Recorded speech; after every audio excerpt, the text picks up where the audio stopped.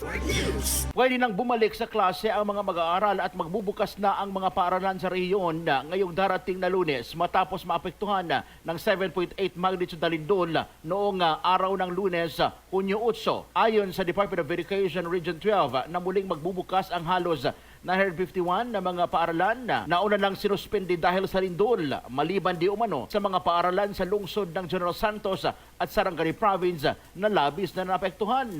Ayon sa kalatas ng DepEd 12 na magbabalik na ang klase sa mga lugar na Kidapawan City, Coronel City, Tacurong City, South Cotabato at Sultan Kudarat ngayong darating na Hunyo 15, 2026. Sa Jensan ay mayroong 106 na mga paaralan habang sa Sarangani Province naman ay mayroong 327 na mga paaralan ang apektado. Dagdag pa ng DepEd bago simulan ang klase sa mga nasabing paaralan, sasalang muna ang mga kabataan sa mga kumustahan, psychological intervention, first aid at mga orientation. Kasama mo sa RMN General Santos, Radyoman Brian Oña, Tetatak RMN. RMN Network News. RMN Network News.